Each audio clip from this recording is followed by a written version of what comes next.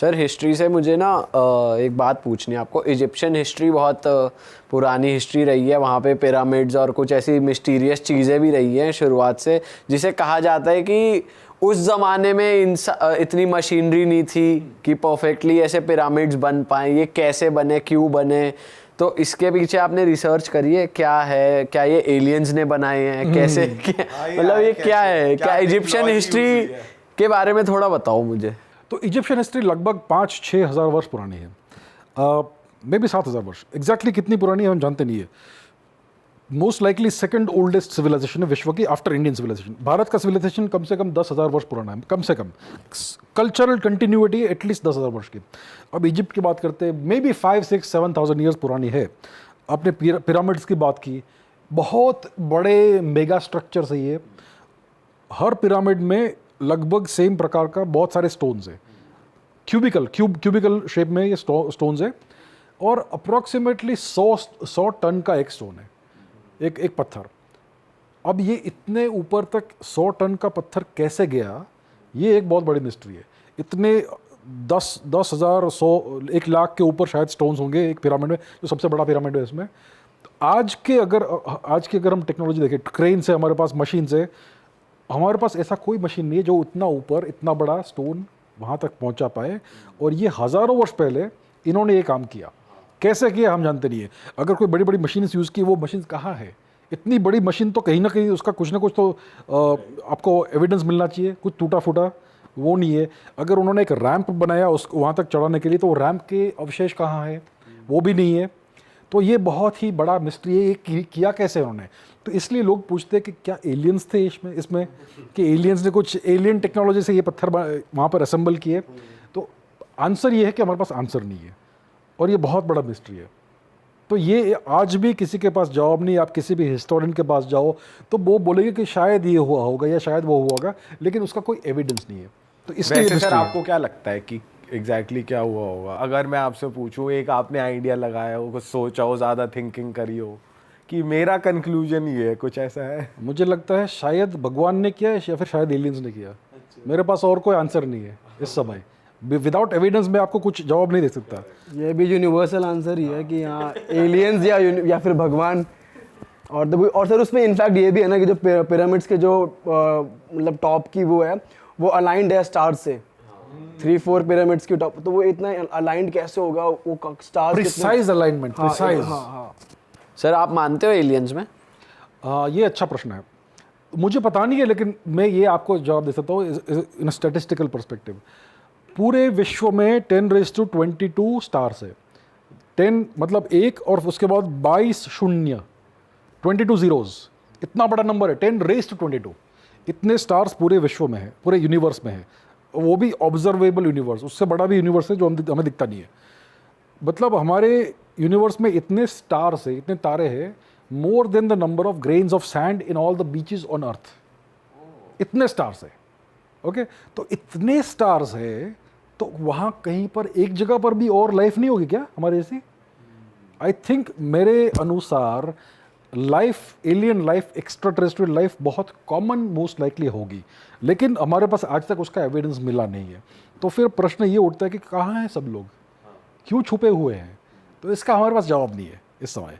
लेकिन I am pretty sure कि भाई एलियन लाइफ रीजनेबली कॉमन होनी चाहिए। मोस्ट लाइकली हमारा जो गैलेक्सी है मिल्की वे, उसमें भी 4-5 ऐसे एलियन सिविलाइजेशन होने चाहिए जो हमारे कंपेरेबल है या फिर हमसे आगे बढ़ चुके हैं पॉसिबली।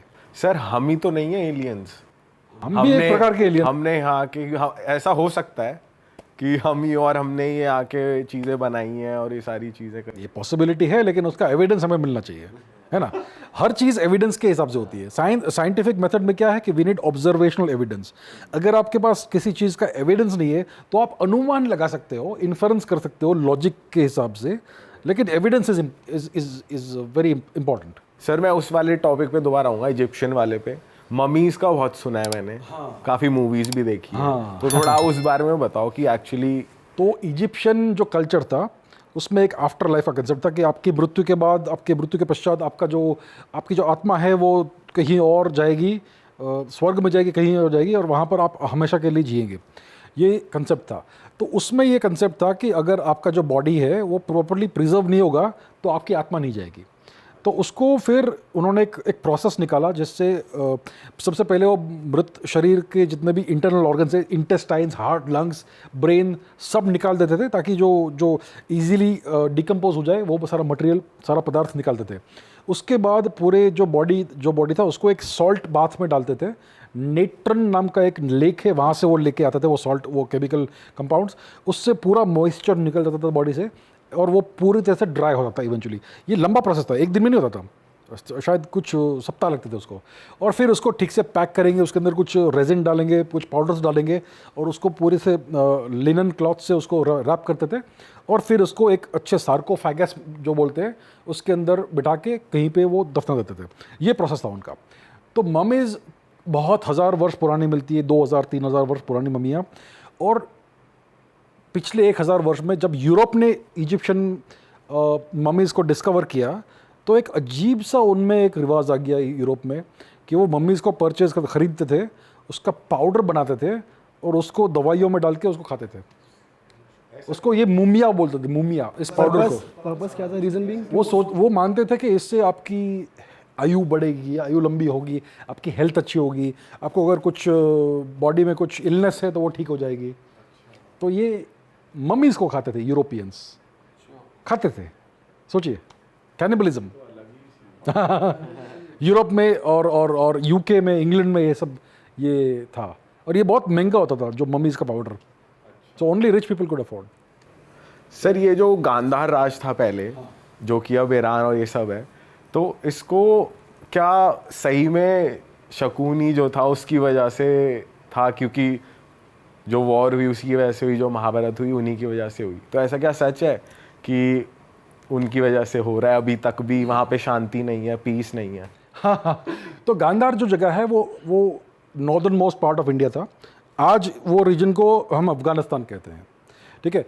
तो हमारे जो बहुत पुराने टेक्स्ट है, वैदिक टेक्स्ट, पोस्ट वैदिक टेक्स्ट है, उसमें गांधार के बहुत रेफरेंसेस आते हैं।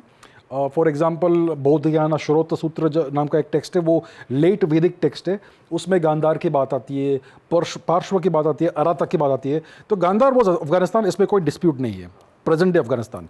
और वो लोग हमारे ही लोग थे, दोज वर इंडियन पीपल। और फॉर एग्जांपल तक्षशिला का जो यूनिवर्सिटी था वो भी गांधार में था, ओके।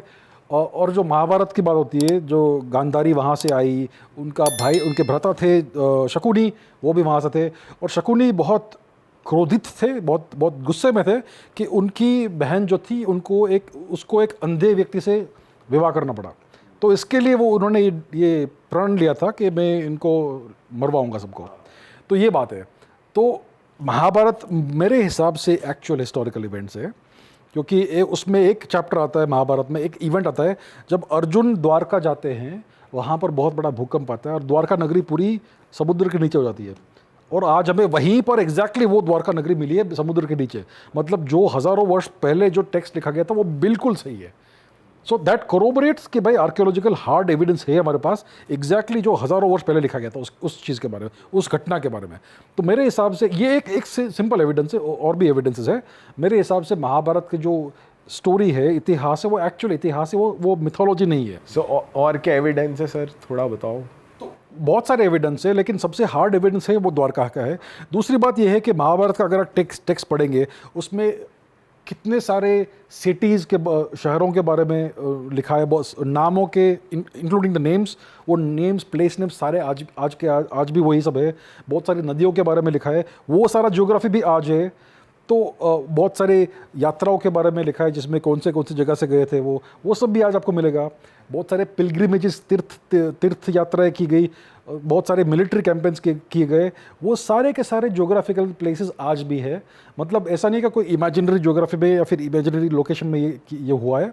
तो that is one thing. For example बहुत सारे बैटल फील्ड्स के नाम आज भी, हम दिल्ली में इंद्रपथ क्या है भाई, इंद्रप्रस्थ है ना, सोनीपत क्या है, सोनीप्रस्थ है। सो ऐसे बहुत सारे आपको लोकेशंस मिलेंगे। और अनफॉर्चुनेटली हमारे एएसआई ने वहाँ पर कुछ भी आर्कियोलॉजिकल काम नहीं किया है। हम जानते हैं इंद्रप्रस्थ कहाँ पर है, तो भाई जाओ और काम करो, अपना खोदो यार, आपको मिलेगा एविडेंस। लेकिन नहीं ढूंढेंगे ये लोग। द्वारका में 30 साल से कोई आर्कियोलॉजिकल एक्सपेडिशन नहीं हुआ है। क्यों नहीं हुआ है? अरे भाई, हमारे जो डाइवर्स है, स्कूबा डाइवर्स, वो कह रहे हैं कि हम अपने पैसे से जाकर ये करेंगे, लेकिन उनको परमिशन नहीं मिल रहा है। तो ये बात है, ये लोग हमारा हिस्ट्री छुपाना चाहते हैं। Mahabharata is not mythology, it is history. Sir छुपाना क्यों चाह रहे हैं, इसके पीछे क्या रीज़न है? अब ये कौन छुपा रहा है? ये मोस्टली एएसआई छुपाना चाहता है। एएसआई सिर्फ मुगल मॉन्यूमेंट्स को प्रिजर्व करना चाहता है, बाकी सब भाड़ में गया। अभी एएसआई की स्थापना किसने की? अंग्रेजों ने की।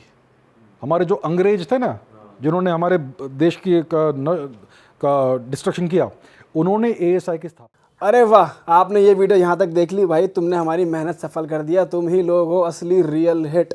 और अगर आपको बहुत मज़ा आ रहा है ऐसी क्लिप्स में, ऐसी वीडियोस में, तो फटाफट जाइए प्लेलिस्ट पे बिंज वॉच कीजिए और सारी वीडियोस देख डालो और मौज काटो। That is it. हम मिलेंगे नए पॉडकास्ट में, नए क्लिप में। Till then bye bye, see you, take care, do subscribe.